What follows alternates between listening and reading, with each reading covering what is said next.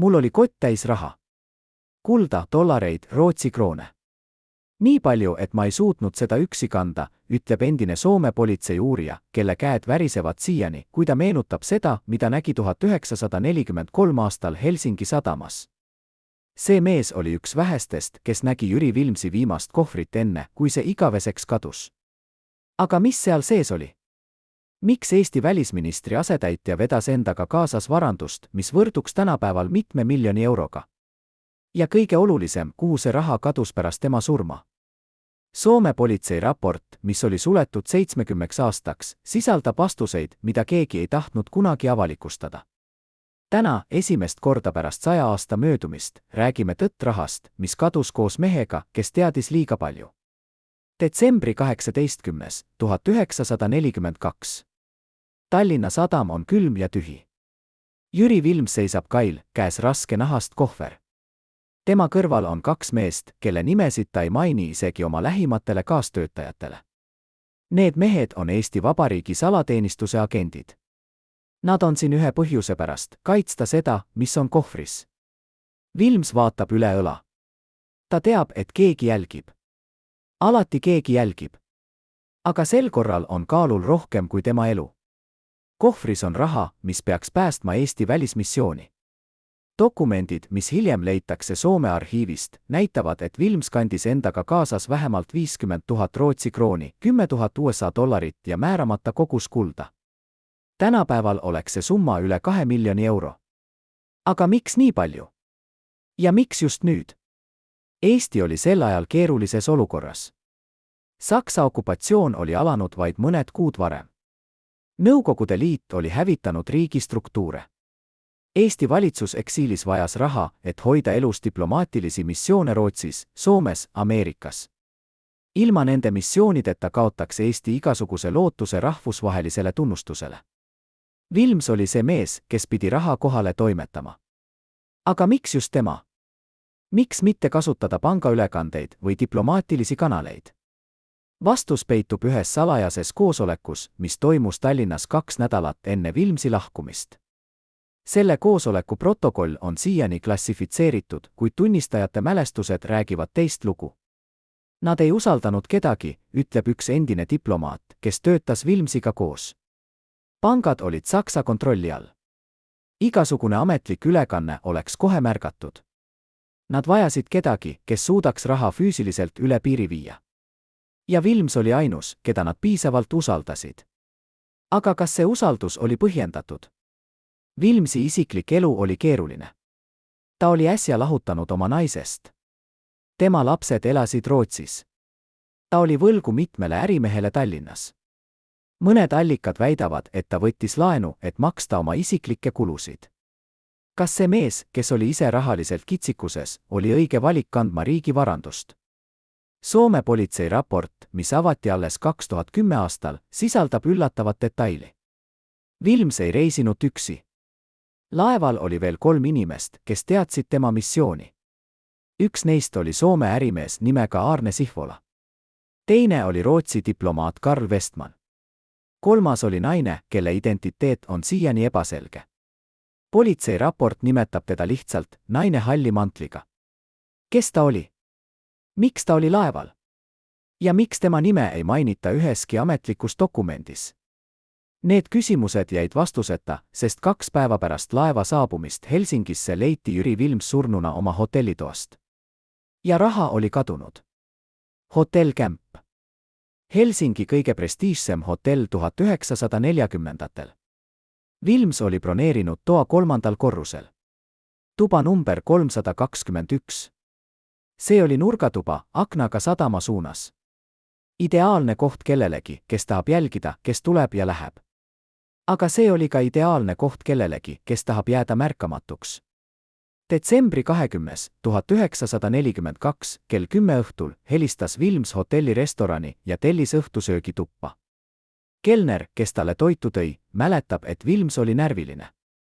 Ta vaatas kogu aeg ust. Nagu ootaks ta kedagi. Või kardaks, et keegi tuleb, ütles kelner hiljem politseile. Vilms ei söönud peaaegu midagi. Ta jõi ainult kohvi. Palju kohvi. Kelner lahkus kell 11. See oli viimane kord, kui keegi nägi Jüri Vilmsi elusana. Järgmisel hommikul, detsembri 21. kell 8, leidis koristaja Vilmsi surnuna tema voodis. Esialgu arvasid kõik, et see oli südameatakk.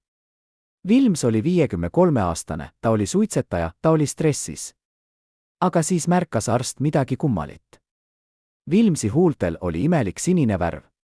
Tema silmad olid veidi verevalumiga. Ja tema käed olid kramplikult rusikasse surutud. Need ei olnud südameinfarkti sümptomid.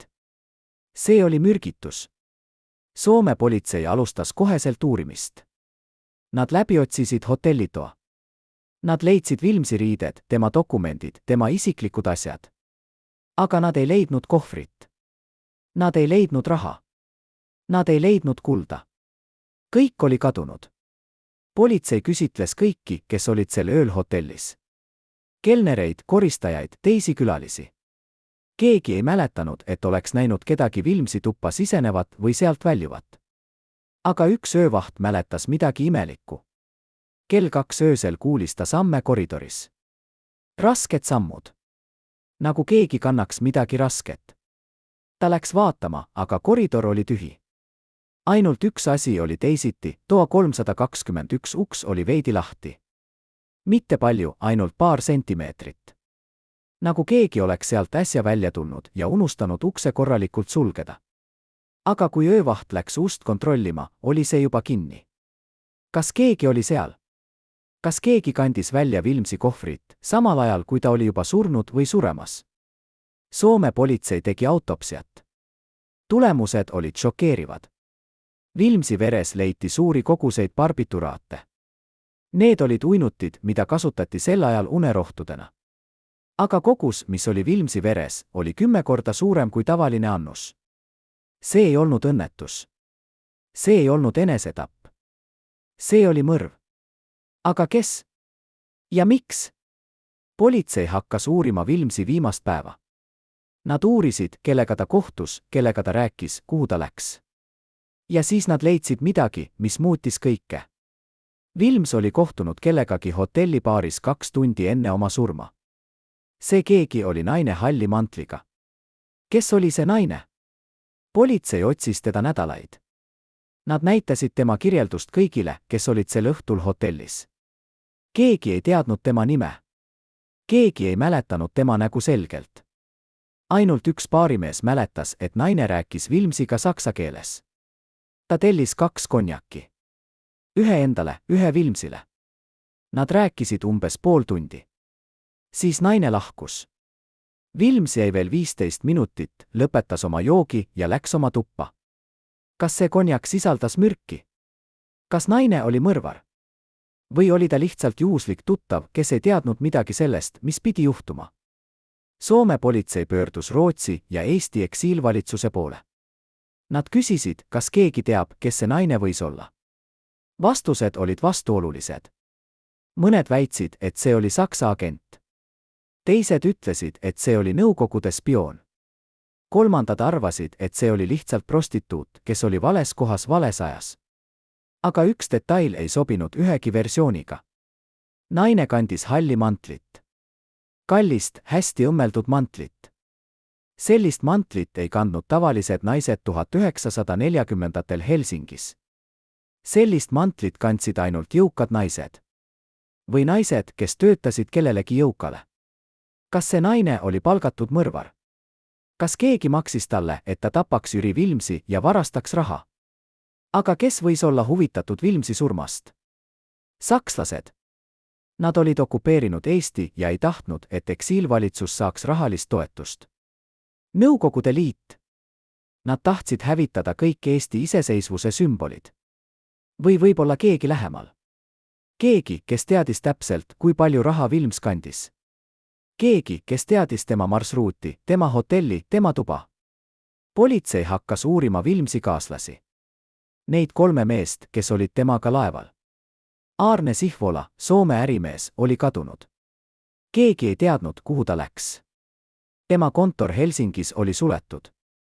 Tema telefon ei vastanud. Karl Westman, Rootsi diplomaat, väitis, et ta ei teadnud midagi Vilmsi rahast. Ta ütles, et nad rääkisid ainult poliitilistest asjadest. Aga tema pangakonto näitas, et 2 nädalat pärast Vilmsi surma laekus talle 10 000 Rootsi krooni. Kust see raha tuli? Soome politsei uurimine jätkus 6 kuud. Nad küsitlesid sadu inimesi. Nad kontrollisid pangakontosid, hotellide registreid, laevade reisijate nimekirju. Aga nad ei leidnud raha. Nad ei leidnud kulda. Nad ei leidnud naist halli mantliga. Ja siis äkki 1943 aasta juunis suleti juhtum. Ametlik põhjus, tõendite puudumine. Aga tegelik põhjus oli midagi muud. Keegi kõrgemal kohal oli andnud korralduse juhtum sulgeda. Kes? Ja miks? Kas keegi kartis, et tõde tuleb välja? Kas keegi kartis, et rahajälg viib liiga kõrgele? Eesti eksiilvalitsus ei nõustunud Soome politsei järeldustega. Nad nõudsid täiendavat uurimist. Nad väitsid, et Vilms oli tapetud poliitilisel põhjusel, mitte raha pärast. Aga kas see oli tõsi? Või oli see lihtsalt mugav versioon, mis peitis tõelist motiivi? Mõelge sellele, Vilms kandis endaga kaasas varandust, mis võrduks tänapäeval mitme miljoni euroga. See raha kadus. Keegi sai sellest kasu. Aga kes? Kas see oli Saksa luure, kes kasutas raha oma operatsioonideks? Kas see oli Nõukogude agent, kes saatis raha Moskvasse? Või oli see keegi hoopis lähemal, keegi Eesti eksiilvalitsusest, kes nägi võimalust ennast rikastada? Arhiivid, mis avati 2010 aastal, näitavad midagi häirivat. Eesti eksiilvalitsuse finantsdokumendid aastatest 1942 kuni 1945 on puudulikud. Paljud lehed on kadunud. Mõned on mustendatud. Teised on lihtsalt kaotatud. Aga üks dokument, mis säilis, näitab, et Vilmsi missioon ei olnud ainus. Oli veel 3 sarnast missiooni. 13 inimest, kes kandsid raha Eestist väljapoole. 2 neist jõudsid ohutult kohale. Üks neist, naine nimega Linda Raudsepp, kadus samuti. Tema keha leiti 6 kuud hiljem Stockholmi lähedal metsast. Tema kohver oli samuti kadunud. Kas need 2 juhtumit olid seotud? Kas keegi jahtas süstemaatiliselt inimesi, kes kandsid Eesti eksiilvalitsuse raha? Rootsi politsei uuris Raudsepa surma, aga nad ei leidnud seost Vilmsi juhtumiga. Või nad ei tahtnud leida? Üks endine Rootsi luureohvitser, kes rääkis ajakirjanikega 2005 aastal, väitis, et mõlemad juhtumid olid osa suuremast operatsioonist. Keegi teadis täpselt, kes kandis raha, kui palju ja kuhu. See ei olnud juhus. See oli planeeritud, ütles ta. Aga kes planeeris? Ja kuidas nad said informatsiooni? Ainus viis, kuidas keegi võis teada Vilmsi missiooni detaile, oli see, et keegi Eesti eksiilvalitsuse sees andis infot välja. Keegi reetas. Aga kes võis olla reetja? Vilmsi lähim ring koosnes 5 inimest. Esimene oli August Rei, eksiilvalitsuse peaminister. Teine oli Aleksander Varma, välisminister. 3. oli Johannes Sikkar, rahandusminister. 4. oli Karl Selter, siseminister. 5. oli Vilms ise. Üks neist 5 pidi teadma, mis Vilmsiga juhtus. Üks neist 5 pidi teadma, kuhu raha läks. Aga kes? Soome politsei kahtlustas Sikkart. Tema pangakonto näitas kahtlasi tehinguid. Aga Sikkar väitis, et see oli seotud tema isikliku äriga, mitte Vilmsi rahaga. Varmat kahtlustati samuti. Ta oli kohtunud Saksa diplomaatidega mitu korda enne Vilmsi surma. Aga Varma ütles, et need kohtumised olid osa tema ametlikest kohustustest. Tõde on see, et me ei tea siiani, kes reetas Jüri Vilmsi. Me ei tea, kes võttis raha. Me ei tea isegi, kas raha oli üldse olemas. Võib-olla kogu lugu oli vale. Võib-olla Vilms ei kandnud kunagi nii palju raha. Võib-olla see oli lihtsalt legend, mis loodi hiljem, et varjata midagi muud. Aga siis, 2008 aastal, leidis üks Soome ajaloolane midagi uskumatut. Ta uuris vanu pangadokumente Helsingi pangaarhiivis. Ja ta leidis konto, mis avati detsembris 1942. Konto omanik oli A. Sihvola. Aarne Sihvola. Soome ärimees, kes oli Vilmsiga laeval. Mees, kes kadus pärast Vilmsi surma. Sellele kontole laekus detsembri 22. 1942 päev pärast Vilmsi surma 50 000 Rootsi krooni. Täpselt sama summa, mida Vilms pidi kandma. Kas see tõestab, et Sihvola oli mõrvar? Kas see tõestab, et ta varastas raha? Mitte tingimata. Sihvola võis olla lihtsalt vahendaja. Keegi võis kasutada tema kontot, et raha pesta. Aga üks asi on selge, raha ei kadunud lihtsalt õhku. Keegi võttis selle. Keegi kasutas seda. Ja keegi on hoidnud seda saladust 100 aastat. Miks? Mida nad kardavad, et me teada saame? Kas see on lihtsalt vana lugu, mis ei oma enam tähtsust? Või on seal midagi rohkemat, midagi, mis võib siiani mõjutada inimesi, peresid, organisatsioone? Mõelge sellele, kui Vilmsi raha varastati ja kasutati eraviisiliselt, siis keegi sai sellest kasu. Keegi ehitas sellele rahale oma varanduse. Keegi elab siiani selle raha peal. Ja kui see keegi on mõjukas, kui see keegi on ühendatud võimustruktuuridega, siis nad ei taha, et tõde tuleks välja. Nad ei taha, et nende perekonnanimi määrditaks. Nad ei taha, et nende varanduse päritolu küsitaks. Kas see on põhjus, miks Soome politsei sulges juhtumi nii kiiresti? Kas keegi maksis neile? Kas keegi ähvardas neid? Või oli see lihtsalt mugavam mitte küsida liiga palju küsimusi? Täna, 100 aastat hiljem, on enamik tunnistajaid surnud. Enamik dokumente on hävitatud või klassifitseeritud. Aga mõned tükid puslet on alles. Ja need tükid räägivad lugu, mis on palju keerulisem, kui keegi tahaks uskuda. See ei ole lihtsalt lugu ühest mehest, kes tapeti ja kelle raha varastati. See on lugu süsteemist, mis lubas sellistel asjadel juhtuda. Süsteemist, kus võim ja raha olid olulisemad kui õiglus. Süsteemist, mis kaitseb oma saladusi igal hinnaga. Kas me saame kunagi teada tõde? Kas keegi räägib lõpuks, mis tegelikult juhtus? Või jääb see saladuseks veel 100 aastaks? Aga siis, 2019 aastal, ilmus välja üks dokument, mis muutis kõike. Rootsi Rahvusarhiiv avaldas salastatud kirjavahetuse, mis oli peidetud 77 aasta jooksul. Kirjad olid vahetatud Carl Westmani ja ühe tundmatu isiku vahel, keda nimetati ainult Kontakt B. Need kirjad olid kirjutatud saksa keeles, krüpteeritud koodiga, mida kasutati ainult kõrgeima taseme luuretegevuses. Aga kõige šokeerivam oli see, mida need kirjad sisaldasid. Westman kirjutas, kaup on käes. 50 ühikut nagu kokku lepitud. Teine pool ootab kinnitust. Kuupäev. Detsember 23. 1942. 2 päeva pärast Vilmsi surma. Kas kaup tähendas raha? Kas 50 ühikut tähendas 50 000 krooni? Ja kes oli teine pool? Rootsi ajaloolased hakkasid uurima, kes võis olla Kontakt B. Nad läbisid tuhandeid dokumente, võrdlesid käekirju, analüüsisid keelekasutust. Ja siis nad leidsid midagi uskumatut. Kontakt B oli tõenäoliselt kõrge Saksa luureofiitser, kes tegutses Stockholmis. Tema nimi oli Klaus Brenner. Brenner oli tuntud oma operatsioonide poolest Balti riikides. Ta oli see mees, kes koordineeris Saksa luuretegevust Eestis, Lätis ja Leedus. Ja ta oli see mees, kes oli huvitatud Eesti eksiilvalitsuse rahalistest liikumistest. Aga miks? Miks Saksa luure tahtis Eesti raha? Kas nad tahtsid lihtsalt nõrgestada eksiilvalitsust? Või oli seal midagi rohkemat? Üks teooria ütleb, et Saksa luure kasutas varastatud raha oma agentide rahastamiseks Põhjamaades. 1942 oli kriitiline aasta. Saksamaa oli sõjas mitmel rindel. Nad vajasid luureinfot Nõukogude Liidu kohta. Ja parim koht selle info saamiseks oli Rootsi ja Soome, neutraalsed riigid, kus mõlemad pooled opereerisid. Aga luuretegevus on kallis. Agendid vajavad palka. Informaatorid vajavad altkäemaksu. Ohutusmajad vajavad üüri.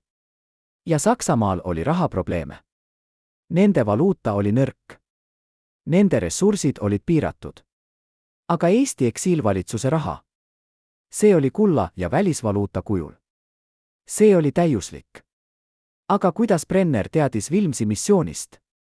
Kuidas ta teadis täpselt, millal Vilms saabub, kus ta peatub, kui palju raha ta kannab? Ainus selgitus on see, et keegi andis talle seda infot. keegi Eesti eksiilvalitsuse sees. Keegi, kes oli Brenneriga kontaktis juba enne Vilmsi lahkumist Tallinnast. Rootsi arhiivid näitavad, et Brenner kohtus kellegagi Stockholmis novembris 1942. Kohtumise protokoll on mustendatud, aga üks lause on loetav. Allikas kinnitab, et transport toimub detsembris. Summa kinnitatud. Kes oli see allikas? Kes andis Brennerile seda infot? Vaatame tagasi nende 5 mehe juurde, kes moodustasid Vilmsi lähima ringi. August Rei, peaminister. Aleksander Varma, välisminister. Johannes Sikkar, rahandusminister. Karl Selter, siseminister. Ja Vilms ise. Üks neist pidi olema reetja. Aga kes? Rei oli vana revolutsionäär, kes oli võidelnud Eesti iseseisvuse eest juba 1918 aastal. Raske uskuda, et ta reetas oma eluaegset tööd. Varma oli diplomaat, kes oli pühendanud oma karjääri Eesti huvide kaitsmisele. Aga tema kontaktid Saksa diplomaatidega olid kahtlased. Sikkar oli rahandusminister, kes kontrollis raha liikumist. Tal oli juurdepääs kõigile finantsdokumentidele. Ja tema pangakonto näitas kahtlasi tehinguid. Selter oli siseminister, kes vastas julgeoleku eest. Aga tema roll oli pigem administratiivne, mitte operatiivne. Soome politsei kahtlustas kõige rohkem Sikkart.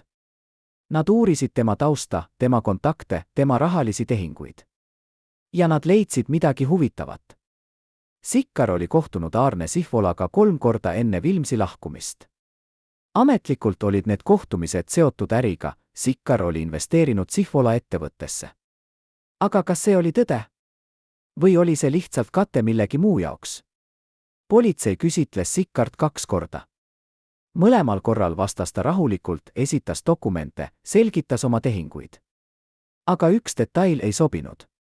Sikkar väitis, et ta ei teadnud täpselt, kui palju raha Vilms kandis. Aga rahandusministrina pidi ta seda teadma. See oli tema töö. Miks ta valetab? Või võib-olla ta ei valetanud?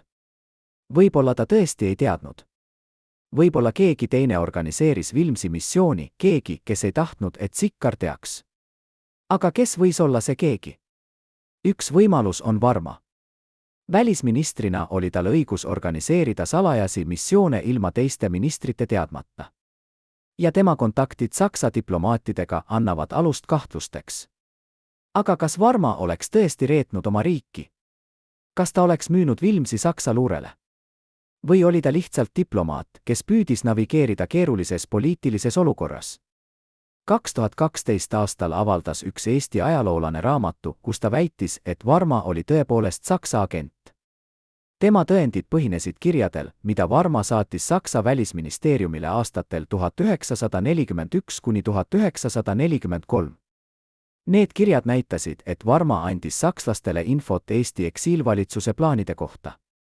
Aga kas see tähendab, et ta oli ka Vilmsi surma taga? Mitte tingimata. Varma võis anda sakslastele poliitilist infot, aga see ei tähenda, et ta organiseeris mõrva. Või siiski? Üks detail, mis on jäänud tähelepanuta, on see, et Varma oli Helsingis samal ajal kui Vilms. Ametlikult oli ta seal diplomaatilisel missioonil. Aga tema hotell oli ainult 500 meetrit kaugusel hotell Campist. Kas ta kohtus Vilmsiga? Kas ta teadis, mis Vilmsiga juhtus? Soome politsei ei küsitlenud Varmat kunagi. Miks? Kas keegi andis korralduse teda mitte puudutada? Kas Varma oli liiga oluline, liiga mõjukas, et teda kahtlustada? Aga siis on veel üks võimalus, mida keegi ei ole tõsiselt kaalunud. Võib-olla Vilmsi surm ei olnud seotud Saksa ega Nõukogude luurega. Võib-olla see oli midagi palju lihtsamat. Võib-olla see oli lihtsalt rööv. Mõelge sellele, Vilms kandis endaga kaasas varandust, mis võrduks tänapäeval mitme miljoni euroga. Keegi teadis sellest. Keegi, kes ei olnud poliitiline agent, vaid lihtsalt kurjategija. Keegi, kes nägi võimalust ennast rikastada. Aga kes? Üks võimalus on Aarne Sihvola. Ta oli Vilmsiga laeval. Ta teadis, et Vilms kannab raha. Ta oli ärimees, kes oli rahaliselt kitsikuses, tema ettevõte oli pankrotis. Ta vajas raha. Ja ta oli Helsingis samal ajal kui Vilms. Kas Sihvola organiseeris Vilmsi mõrva? kas ta maksis kellelegi, et mürgitada Vilms ja varastada raha? Tema pangakonto näitab, et 2 päeva pärast Vilmsi surma laekus talle 50 000 Rootsi krooni. Aga Sihvola väitis, et see oli laen ühelt Rootsi investorilt. Politsei kontrollis seda väidet, aga nad ei leidnud ühtegi dokumenti, mis seda kinnitaks. Rootsi investor, keda Sihvola nimetas, eitas, et ta oleks kunagi Sihvolale raha laenanud. Soome politsei tahtis Sihvolat vahistada, aga nad ei saanud. Sihvola oli kadunud. Ta lahkus Helsingist jaanuaris 1943 ja keegi ei näinud teda enam kunagi. Tema ettevõte suleti. Tema korter tühjendati. Tema pangakonto suleti. Kuhu ta läks? Mõned allikad väidavad, et ta põgenes Lõuna-Ameerikasse. Teised ütlevad, et ta suri Rootsis. Kolmandad arvavad, et ta tapeti kas Saksa luure poolt, kes ei tahtnud tunnistajaid, või Eesti eksiilvalitsuse poolt, kes tahtis kätte maksta.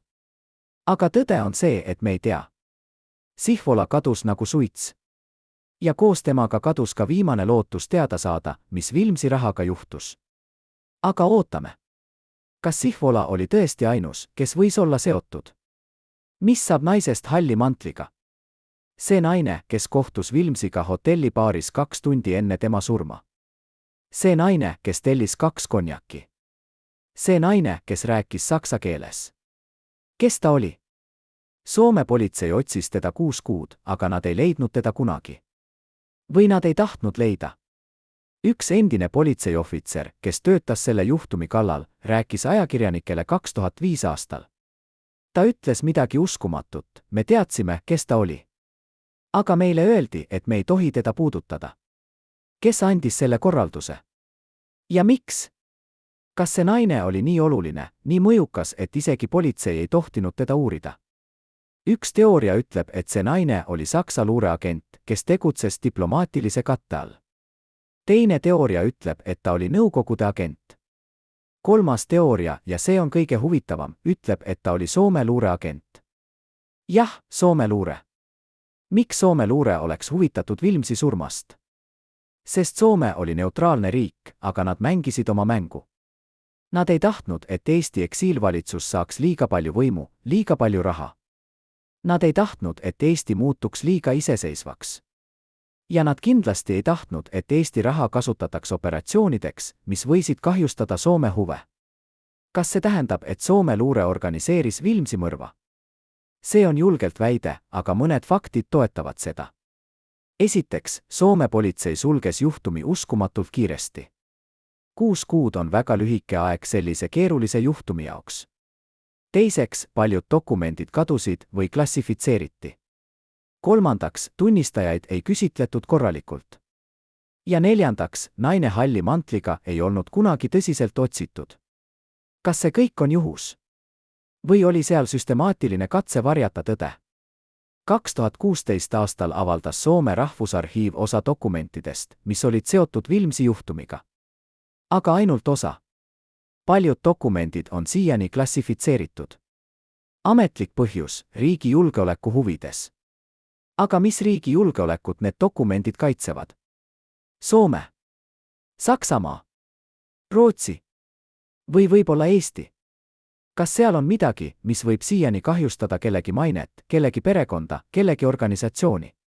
Mõelge sellele, kui Vilmsi mõrv oli tõesti organiseeritud Soome luure poolt, siis see tähendab, et Soome valitsus oli otseselt seotud Eesti poliitiku tapmisega. See oleks rahvusvaheline skandaal. See kahjustaks Soome mainet neutraalse riigina. See tekitaks küsimusi Soome rolli kohta teises maailmasõjas. Ja see võiks avada ukse teistele uurimistele, kui palju teisi sarnaseid juhtumeid on olnud. Kui palju teisi inimesi on tapetud Soome luure poolt. Kas see on põhjus, miks dokumendid on siiani klassifitseeritud? Aga ootame veel. On veel üks võimalus, mida me ei ole kaalunud. Võib-olla Vilms ei surnud üldse mürgitatuse tõttu. Võib-olla autopsiaraport oli võltsitud. Võib-olla ta tapeti hoopis teistmoodi. Üks endine Soome kohtuarst, kes töötas 1940-ndatel, rääkis oma mälestustes, et mõnikord paluti tal muuta autopsiaaruandeid. Kui keegi kõrgel kohal palus, siis me tegime seda. Me ei küsinud küsimusi, ütles ta. Kas Vilmsi autopsiaaruanne oli üks neist? Kas tema surma põhjus oli hoopis teine? Üks teooria ütleb, et Vilms ei surnud mürgituse tõttu, vaid lämbumise tõttu. Tema huultel oli sinine värv, see võib olla märk hapnikupuudusest. Tema silmad olid veidi verevalumiga, see võib olla märk vägivallast. Tema käed olid kramplikult rusikasse surutud, see võib olla märk võitlusest.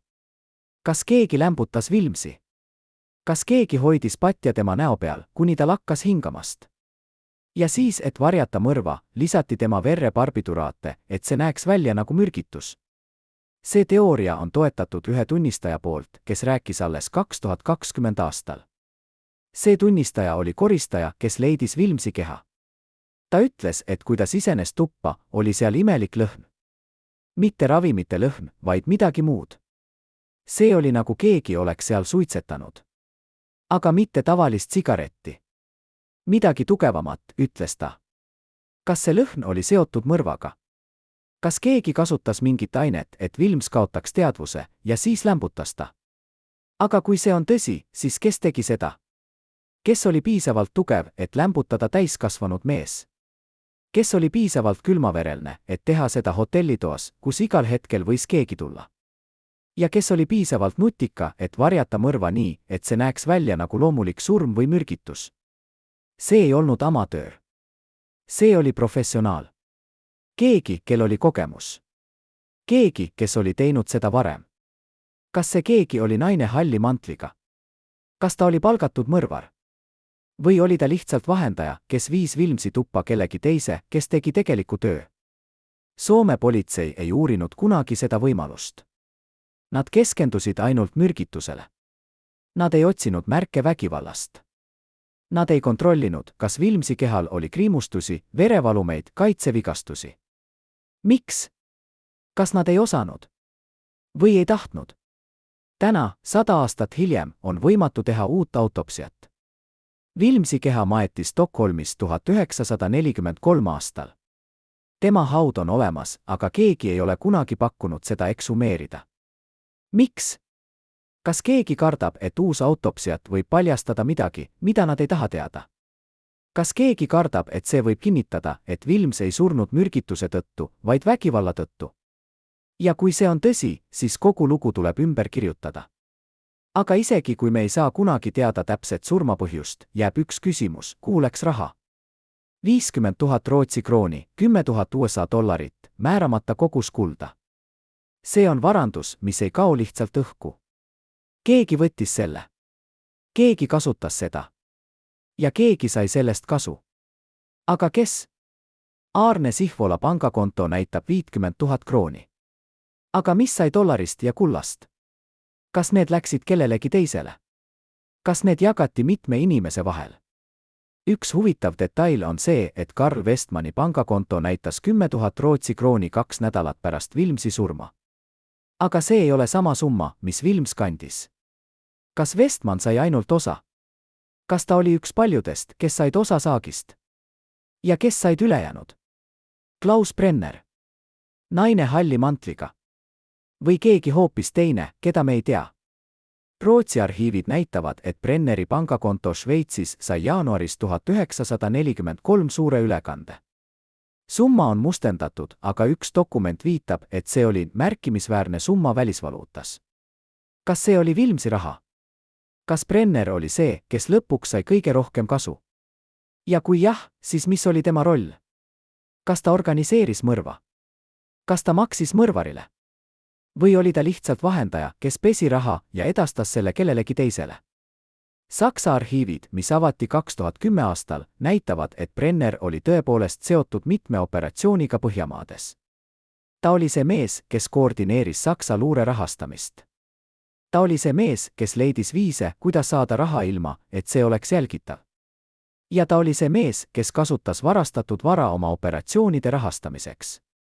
Kas Vilmsi raha oli üks neist varadest? Tõenäoliselt jah. Aga me ei saa seda kunagi kindlalt tõestada, sest Brenner suri 1952 aastal ja tema isiklikud dokumendid hävitati. Aga mis sai kullast? Kuld on erinev paberraha ja pangaülekannetest. Kulda ei saa lihtsalt kanda pangakontole. Kuld tuleb füüsiliselt liigutada, müüa, vahetada. Ja kuld jätab jälje. Kas keegi müüs Vilmsi kulda? Kas keegi kasutas seda? Soome politsei kontrollis kõiki kullakaupmehi Helsingis ja Stockholmis.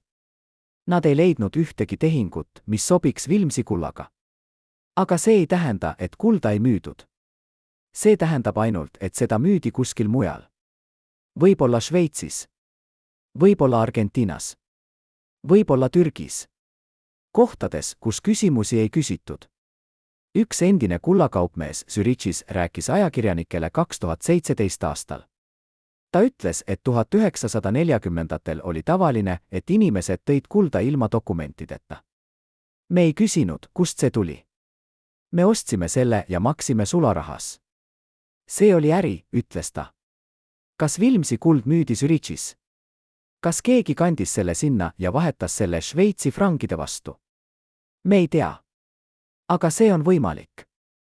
Nii et lõpuks jääme samasse kohta, kus me alustasime. Me teame, et Jüri Vilms kandis endaga kaasas suurt summat raha. Me teame, et ta tapeti. Me teame, et raha kadus. Aga me ei tea, kes ta tappis. Me ei tea, kes võttis raha. Me ei tea, kuhu raha läks. Ja me ei tea, miks see kõik juhtus. Kas see oli poliitiline mõrv? Kas see oli rööv? Kas see oli midagi vahepealset? Kas me saame kunagi teada tõde? Või jääb see saladuseks igaveseks? Aga siis, 2021 aastal, juhtus midagi, mida keegi ei oodanud. Üks eakas naine Stockholmis, 92-aastane Ingrid Malmström, suri oma kodus. Tema lapsed hakkasid tema vara läbi vaatama. Ja nad leidsid midagi uskumatut. Vana nahast kohvri, mis oli peidetud keldris, kahe teise kohvri vahele. Kohver oli lukustatud. Võti oli kadunud. Lapsed otsustasid kohvri avada. Ja see, mida nad sealt leidsid, muutis kogu Vilmsi loo.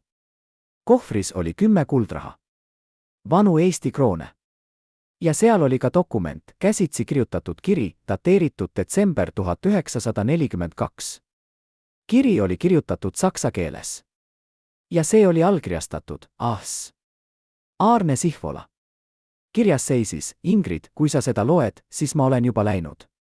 See kuld on sinu. Ära küsi, kust see tuli. Ära räägi kellelegi. Hoia see peidetuna. Ühel päeval võib see olla väärtuslik. Andesta mulle. Kes oli Ingrid Malmström? Rootsi arhiivid näitavad, et ta oli noor naine, kes töötas Stockholmi hotellis 1940-ndatel. Aga mitte ükskõik millises hotellis. Ta töötas hotellis, kus Karl Westman elas. Ta oli toateenindaja. Ja mõned dokumendid viitavad, et ta oli Westmani armuke. Kas Westman andis talle selle kohvri? Kas Sihvola andis? Või sai ta selle hoopis teistmoodi? Ingrid Malmströmi lapsed viisid kohvri politseisse.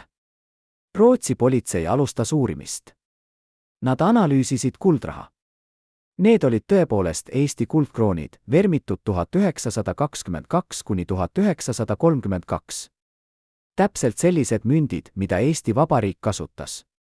Täpselt sellised mündid, mida Vilms võis kanda. Aga 10 münti ei ole palju. Vilms kandis väidetavalt palju rohkem kulda. Kuhu läks ülejäänud? Kas see oli ainult väike osa suuremast varandusest?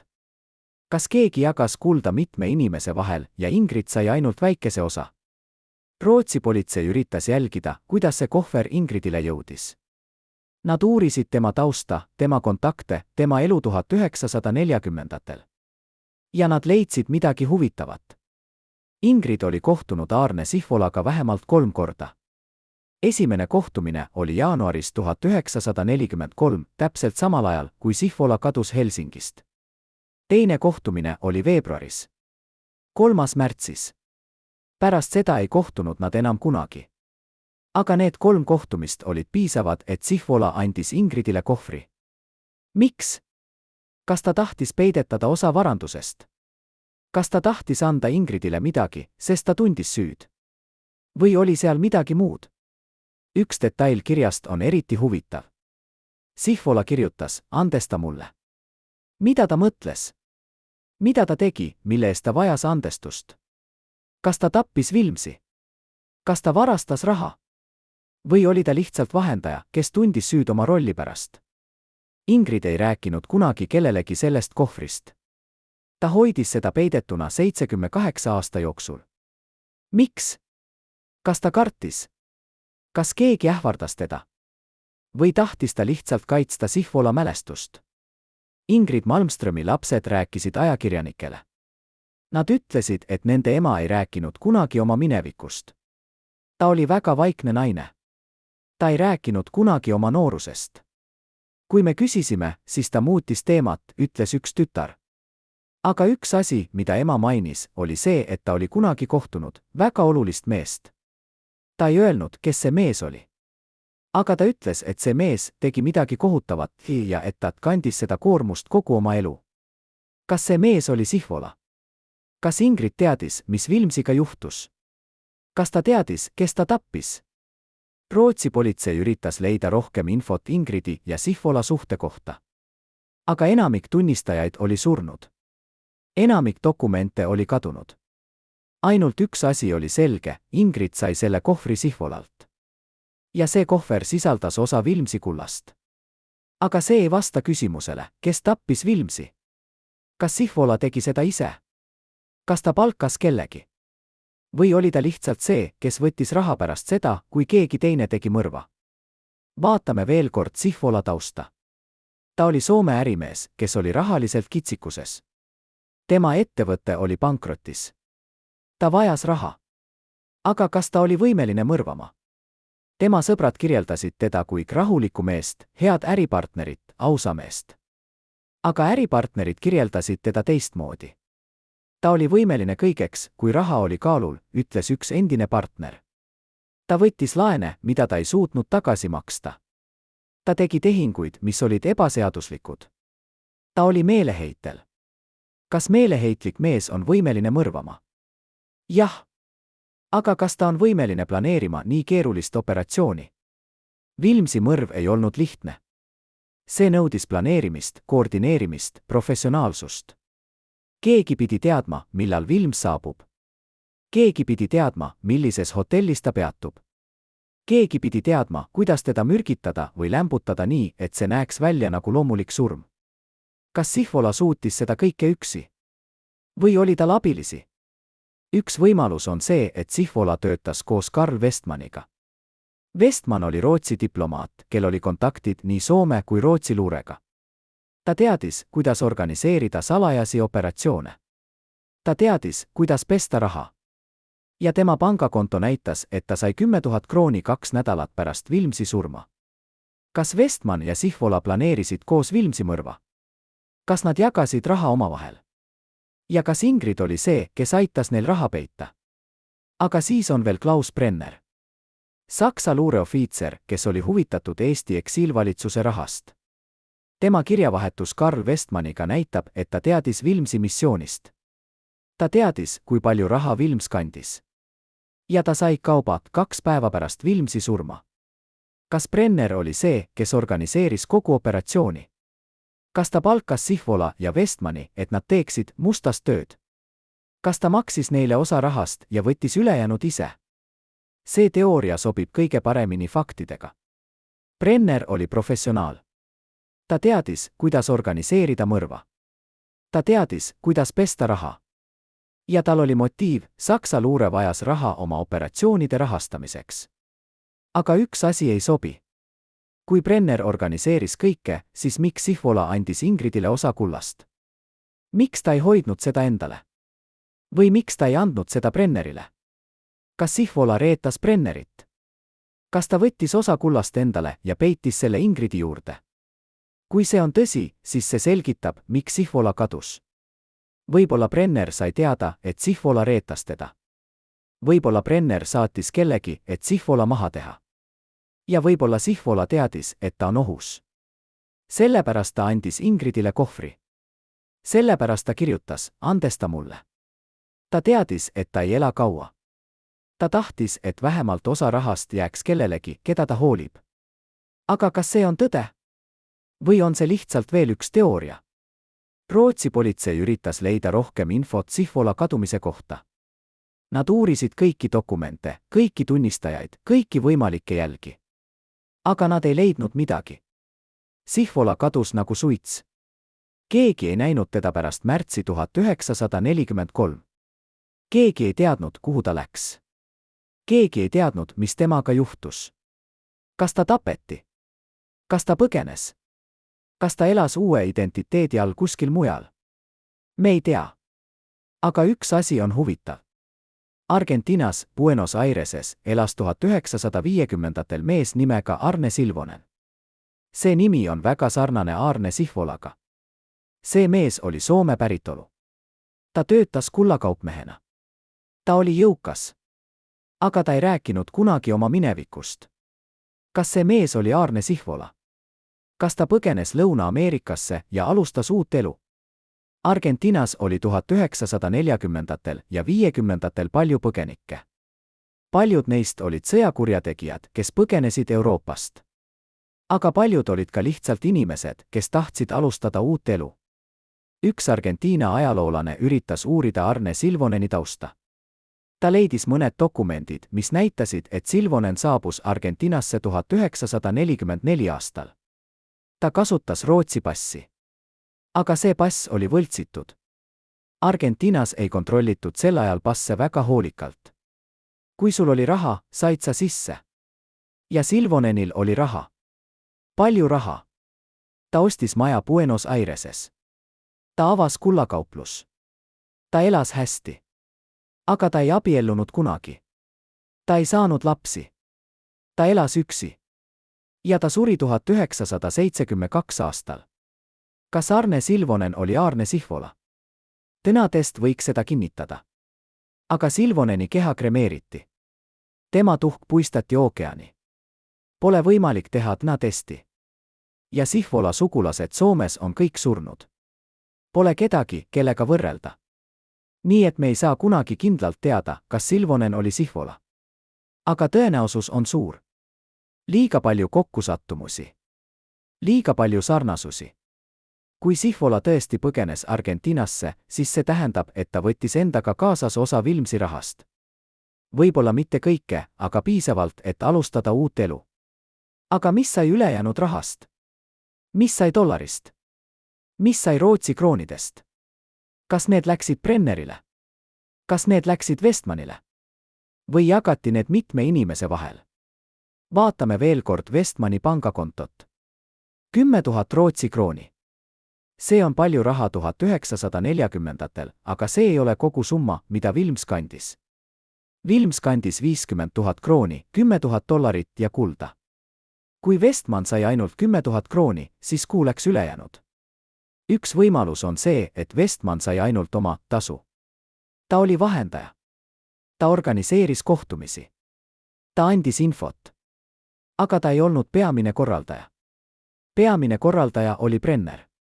Ja Brenner võttis suurema osa. Aga kui palju Brenner sai? Saksa arhiivid näitavad, et tema pangakonto Šveitsis sai märkimisväärse summa jaanuaris 1943. Aga täpne summa on mustendatud. Miks? Kas see summa oli nii suur, et see tekitaks küsimusi? Kas see summa oli nii suur, et see näitaks, et Brenner oli seotud kuritegevusega? Saksa valitsus ei taha avaldada seda infot. Nad ütlevad, et see on isiklik informatsioon ja et privaatsus peab olema kaitstud. Aga kas see on tõeline põhjus? Või on seal midagi muud? Üks saksa ajaloolane, kes uuris Brenneri tegevust, ütles midagi huvitavat. Brenner ei olnud ainult luureofiitser.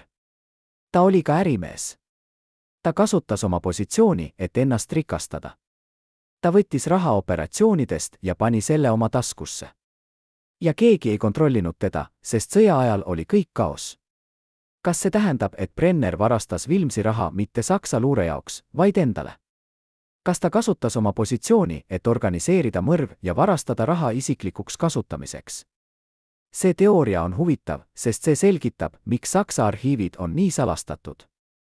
Kui Brenner varastas raha endale, siis see tähendab, et Saksa luure ei saanud sellest kasu. Ja see tähendab, et Brenner oli korrupteerunud ofiitser. Saksa valitsus ei taha, et see tuleks välja. See kahjustaks nende mainet. See näitaks, et nende luure oli korrupteerunud. Ja see tekitaks küsimusi, kui palju teisi ohvitsere olid korrupteerunud. Kui palju teisi operatsioone olid tegelikult isiklikud rikastumisskeemid. Aga ootame. On veel üks võimalus, mida me ei ole kaalunud. Võib-olla Vilmsi raha ei läinud ühelegi neist inimestest. Võib-olla see läks hoopis kellelegi teisele. Kellelegi, keda me ei ole veel maininud. Kellelegi, kes oli piisavalt võimas, et organiseerida kogu operatsioon ja siis kaduda ilma jälgi jätmata. Aga kes võis see olla? Üks teooria, mis on hiljuti esile kerkinud, ütleb, et Vilmsi mõrv oli organiseeritud Nõukogude luure poolt. Jah, Nõukogude luure. Miks? Sest Nõukogude Liit ei tahtnud, et Eesti eksiilvalitsus saaks raha. Nad ei tahtnud, et Eesti diplomaatilised missioonid jääksid ellu. Nad tahtsid, et Eesti kaoks täielikult. Ja parim viis seda teha oli hävitada nende rahastamine. Aga kuidas Nõukogude luure teadis Vilmsi missioonist? Kas neil oli agent Eesti eksiilvalitsuses? Kas keegi andis neile infot? See teooria on toetatud mõne dokumendiga, mis avati Moskva arhiivist 2019 aastal. Need dokumendid näitavad, et Nõukogude luure oli huvitatud Eesti eksiilvalitsuse tegevusest. Nad jälgisid nende liikumisi. Nad uurisid nende rahastamist. Ja nad planeerisid operatsioone, et nõrgestada neid. Üks dokument, dateeritud november 1942, mainib operatsiooni Põhjamaades, mille eesmärk on katkestada Eesti eksiilvalitsuse rahastamine. Kas see operatsioon oli Vilmsi mõrv?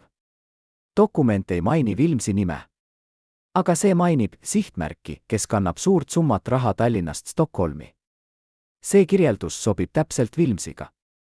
Dokument mainib ka, et operatsioon peab olema teostatud nii, et see näeks välja nagu loomulik surm või õnnetus. See sobib samuti Vilmsi juhtumiga. Aga dokument ei maini, kes pidi operatsiooni teostama. Kas Nõukogude luure saatis oma agendi? Või kas nad kasutasid kohalikke abilisi?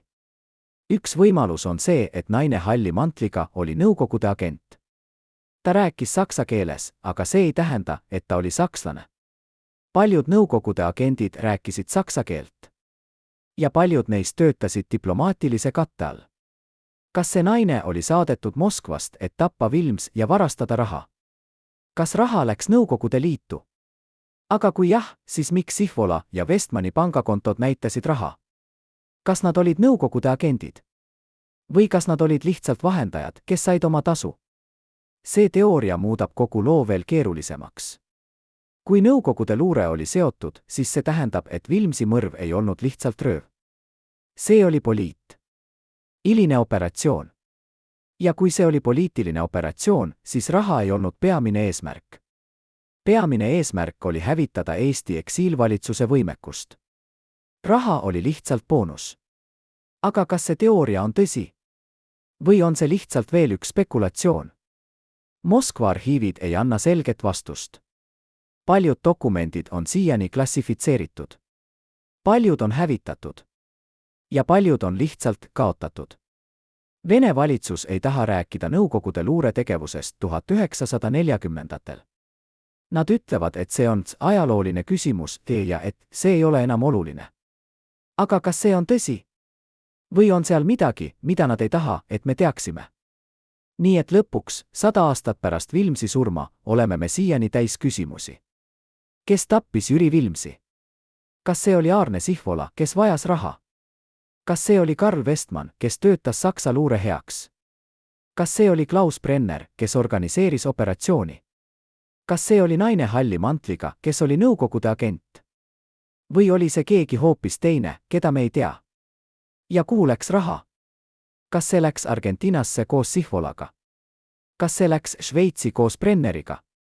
Kas see läks Moskvasse koos Nõukogude agendiga? Või jagati see mitme inimese vahel, kes kõik said oma osa? Ingrid Malmströmi kohver andis meile ühe vihjega. Aga see ei anna meile kogu tõde. 10 kuldraha on ainult väike osa suuremast varandusest. Ülejäänud on siiani kadunud. Ja tõde on siiani peidetud. Kas me saame kunagi teada, mis tegelikult juhtus? Kas keegi räägib lõpuks? Või jääb see saladuseks veel 100 aastaks? Üks asi on kindel, keegi teab. keegi, kes on siiani elus või kelle järglased teavad. Keegi, kes hoiab seda saladust. Ja võib-olla ühel päeval see keegi otsustab rääkida. Kuni selle ajani jääb Jüri Vilmsi kuld üheks suurimaks müsteeriumiks Eesti ajaloos.